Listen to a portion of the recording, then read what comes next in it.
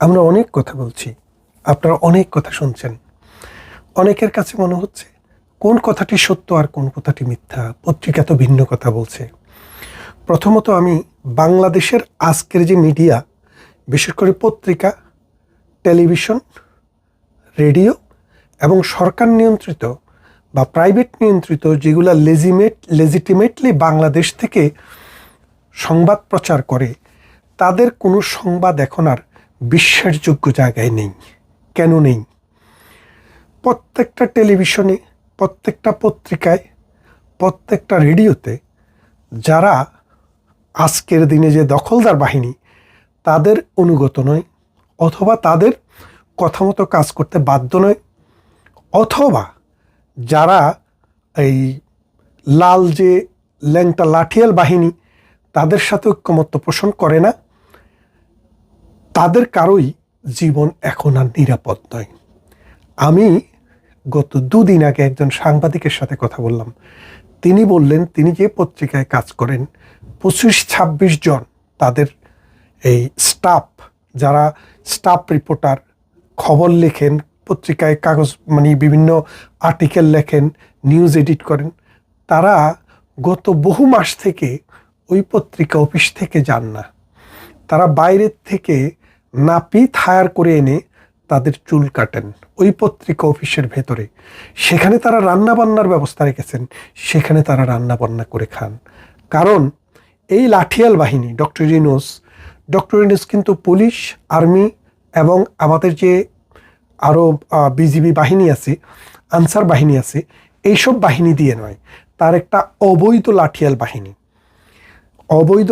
বাহিনী আছে, যেটাকে মরাল পুলিশিং আছে, ওদেরকে দিয়ে মানুষকে হত্যা করায়। যেমন সাম্প্রতিক আপনারা দেখেছেন যে একজন লোক হাইকোর্ট থেকে জামিন পেয়েছে। জামিন পাওয়ার পরে, আদালত থেকে বাইর হওয়ার পরে তাকে ধরে পিটায় আবার পুলিশের কাছে দেওয়া হয়েছে। কারা দিছে? পুলিশও দেয়নি, আর্মিও দেয়নি, বিজিবিও দেয়নি, তার ওই লাঠিয়াল বাহিনী দিয়েছে। এখন এই লাঠিয়াল বাহিনীর ভয়ে পত্রিকার যে সাংবাদিক আছে, রেডিওর যে কলাকৌশলী আছে, টেলিভিশনের যে সাংবাদিক আছে, ওরা সবাই এখন ভীত সন্ত্রস্ত। বাংলাদেশে কোনো নীতি, নৈতিকতা, আদর্শ কোনো কিছুই এখন আর নাই। শুধু একটা জিনিসে আছে যে কতগুলা লাঠিয়াল বাহিনী বিভিন্ন জায়গায় পুলিশকে হত্যা করে তাদের অস্ত্রগুলা তারা নিয়ে নিয়েছে। পাকিস্তান থেকে যে অস্ত্র এসছে সেগুলোও তাদের দখলে আছে। এবং আপনি জানেন সাম্প্রতিক না, আরও অনেক আগে, যে আসিফ মাহমুদ নামে একজন উপদেষ্টা আছে, তিনি বলেছেন যে আমাদের সিদ্ধান্ত ছিল যদি 5 আগস্টের মধ্যে কিছু না হয় তাহলে আমরা অস্ত্র হাতে তুলে নেওয়ার আমাদের প্রস্তুতি ছিল। তার মানে একদিন পরেই। এই অস্ত্রটি কোথায় ছিল? ট্রেনিংটা কোথায় ছিল? তার মানে বোঝেন, তাদেরকে কিন্তু আফগানিস্তান এবং পাকিস্তানি বাহিনী এবং ইরাক এবং সিরিয়ান বাহিনী মিলে যে স্কোয়াড আছে, তারা কিন্তু এর আগে ট্রেনিং দিয়েছে। অর্থাৎ একটা তালেবানি বিপ্লব, একটা আইএস বিপ্লব, একটা মৌলবাদী বিপ্লব এবং একটা জঙ্গিবাদী বিপ্লবকে এই জমিনে সংগঠন করার জন্য, এই বাংলার জমিনে সংগঠন করার জন্য আগে থেকেই কিন্তু তাদের প্রস্তুতি ছিল। এটা আমাদের কথা না, প্রিজাম্পশন না, পাবলিকলি তারা টেলিভিশনে, রেডিওতে সাক্ষাৎকার দিয়ে কথাটি বলেছে। এখন দেখেন, আমি যে টেলিভিশনের কথা, যে পত্রিকার কথা বললাম, আমি একটি পত্রিকার কথা নয়, 2টি পত্রিকার সাংবাদিকের কাছ থেকে কথা শুনেছি যে তারা বহু মাস তাদের পরিবার পরিজনকে দেখে না, তারা এই টেলিভিশন ভবনের ভেতরেই থাকে এবং ওখানে থেকেই তারা রান্নাবান্না করে খায় এবং ওখানেই তাদের দাড়ি চুল কাটা হয়। তাহলে আপনি বোঝেন বাংলাদেশ আসলে কোথায় আছে। গ্রামে গঞ্জে যারা আছে, হাটে মাঠে ঘাটে, এরা সাধারণ মানুষ, এরা ওদের মতো হয়তো অনেকেই আছেন, স্বাভাবিকভাবেই আছেন। কিন্তু সত্যিকার অর্থে যারা সংবাদকর্মী, যারা রেডিওতে, টেলিভিশনে এবং বিভিন্ন মিডিয়াতে সংবাদ দেয়, তাদের কিন্তু জীবন এখন আর জীবনের কাছে নেই। আপনারা ওই সময় টেলিভিশনের খবর জানেন। সময় টেলিভিশনের কোন কোন সাংবাদিককে রাখা হবে, কাকে কাকে রাখা হবে না, এটা কিন্তু ঠিক করে দিয়েছিল হাসনাতরা। এরপরে শুধু ওটা নয়, বাংলাদেশে আপনারা এখন যেসব পত্রিকা দেখবেন যে অমক মন্ত্রী, অমক এমপির অ্যাকাউন্টে 600 কোটি টাকা পাওয়া গেছে। তো 600 কোটি টাকার হিসাব কিরকম? ধরেন 300 কোটি টাকা তার অ্যাকাউন্টে জমা হয়েছে, আবার 300 কোটি টাকা তার অ্যাকাউন্ট থেকে উঠছে, তাহলে হিসাবে এখন 600 কোটি টাকা হয়ে গেছে। এই যে মূর্খ হিসাব, আমি একজন মন্ত্রীর কথা জানি, তার অ্যাকাউন্টে 36 কোটি টাকা জমা হয়েছে। 1 বছর 2 বছর 3 বছরে না, মনে করেন 10 বছর সময়ে 36 কোটি টাকা তার অ্যাকাউন্টে জমা হয়েছে এবং উঠেছে। তার মধ্যে জমা হয়েছে 18 কোটি, উঠেছে 18 কোটি। ওই 18 36 সোজা গুণ সোজা যোগ, আপনারা জানেন যে 18 কোটি উঠেছে, 18 কোটি জমা হয়েছে, এই জন্য 36 কোটি হয়েছে। এই মূর্খতা, এই মিথ্যা প্রপাগান্ডা মানুষের ক্যারেক্টার অ্যাসোসিয়েশনের জন্য বিভিন্ন পত্রিকা আসতেছে, পত্রিকা ছাপাচ্ছে। পত্রিকা না ছাপায় কি করব? আপনি দেখেন, প্রথম আলোর মতো পত্রিকা, যুগান্তরের মতো পত্রিকা, ইনকেলাবের ইত্তেফাকের মতো পত্রিকা এবং জনকণ্ঠের মতো পত্রিকা, তাদের ইচ্ছামতো কোনো সংবাদ প্রচার করতে প্রকাশ করতে পারছে না। তাদেরকে ওই সংবাদে প্রচার এবং প্রকাশ করতে হচ্ছে যেটা তাদেরকে প্রচার এবং প্রকাশ করতে দেওয়া হচ্ছে। এই যে মনে করেন আমাদের যে দুর্নীতি দমন কমিশন আছে, দুর্নীতি দমন কমিশনকে রিপোর্ট দিয়ে দেওয়া হয় যে এই রিপোর্টটা আপনারা আপনাদের মাধ্যমে পত্রিকায় দেবেন, পত্রিকা সেই রিপোর্টটি ছাপাতে বাধ্য। তাহলে কি বুঝলেন?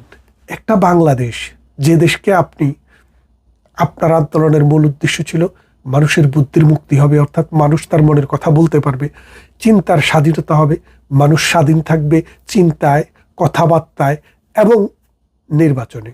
এখন আপনি নির্বাচনের কথা বললে আপনার গায়ে জ্বর উঠে। কেন উঠে? কারণ আপনি চাচ্ছেন অবৈধভাবে ক্ষমতাকে কত দীর্ঘায়িত করা যায়।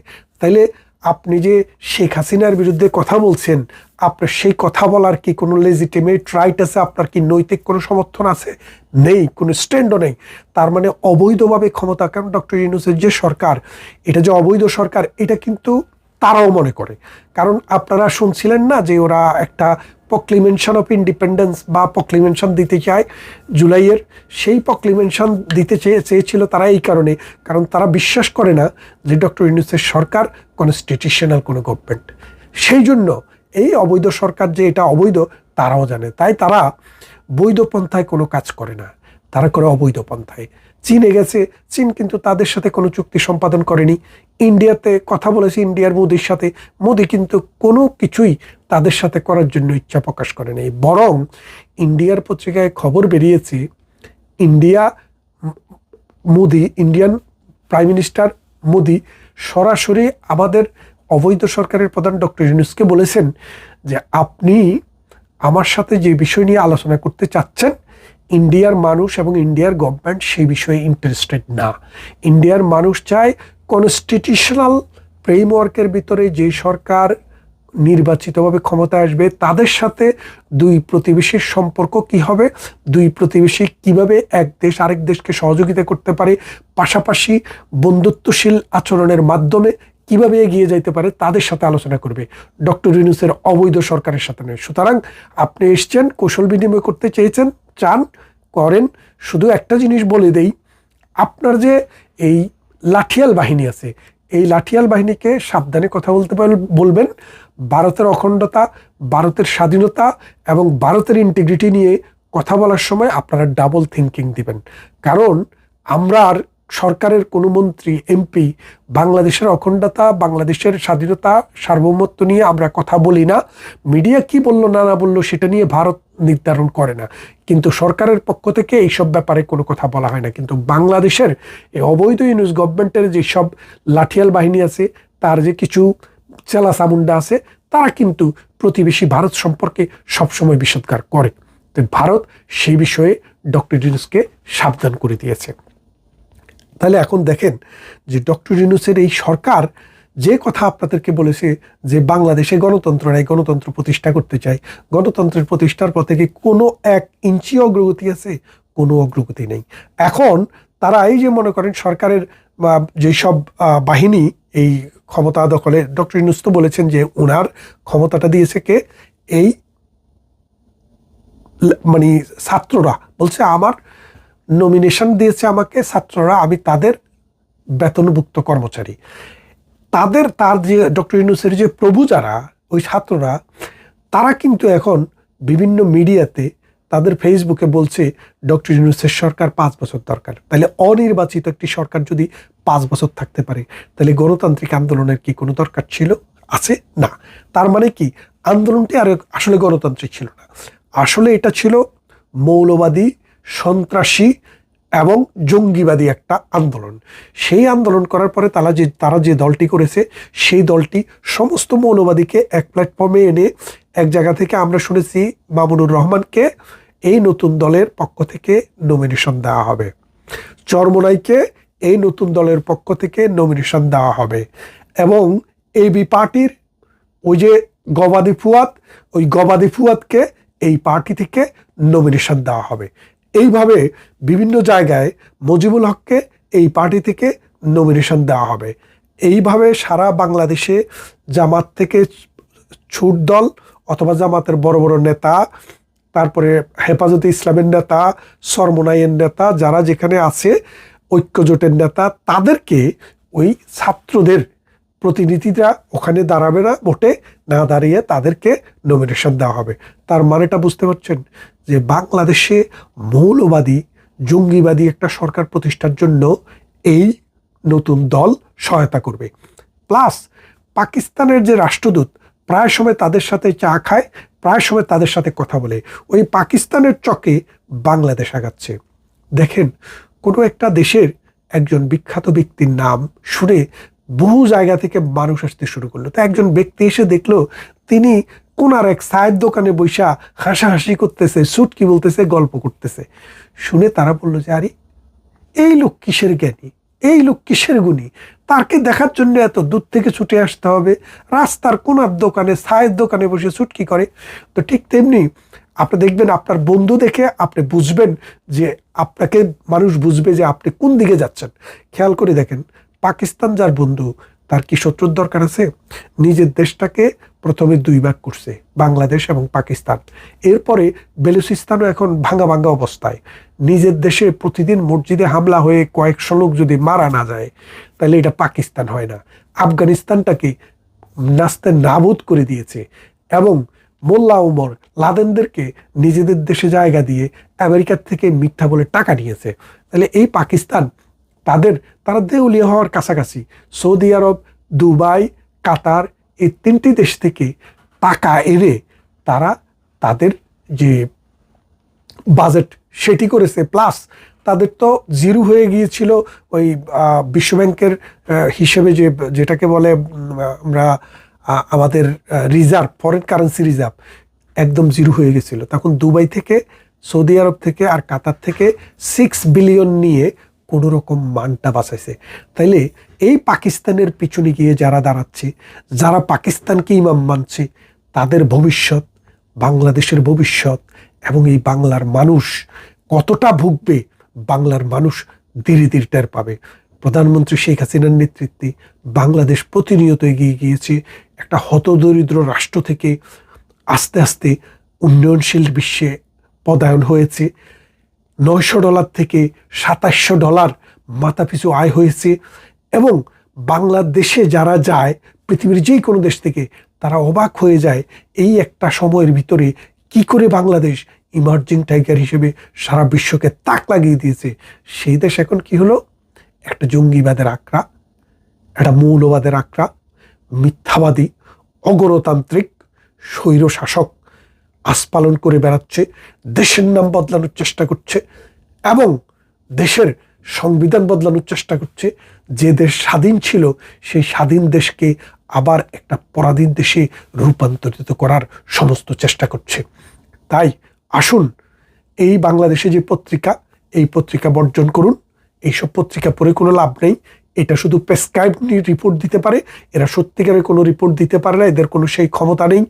পত্রিকার দোষ না, সাংবাদিকেরও দোষ না। ওই যে লাঠিয়াল বাহিনী বসায়া দিছে জায়গায় জায়গায়, মানুষকে মারবে, হত্যা করবে, মব কালচার বাংলাদেশে প্রতিষ্ঠা করবে। আইন থাকবে না, বিচার থাকবে না, শুধু থাকবে এই মব কালচার। তাই এইসব পত্রিকা, রেডিও, টেলিভিশন এখন আর কোনো বস্তুনিষ্ঠ নিউজ করতে পারে না। এবং আপনারা দেখেন, এই যে ভাগাভাগি হচ্ছে, পত্রিকায় রিপোর্ট আসতেছে, ছবি আসতেছে, টেলিভিশনে আসতেছে, মিডিয়াতে আসতেছে এবং ফেসবুকে আসতেছে, সরকার কিন্তু কাউকে ধরার পিছনে সরকারের কোনো চিন্তা ভাবনা নেই, কারণ এটা তো আলটিমেটলি সরকারে করছে। তাই এই ইউনূস সরকারের বিচার কিভাবে কখন হবে সেটা নিয়ে আগামী পর্বের ভিডিওটি দেখার জন্য আপনাদেরকে আমন্ত্রণ জানিয়ে রেখে সবাইকে অনেক অনেক প্রীতি ও শুভেচ্ছা। ভালো থাকবেন।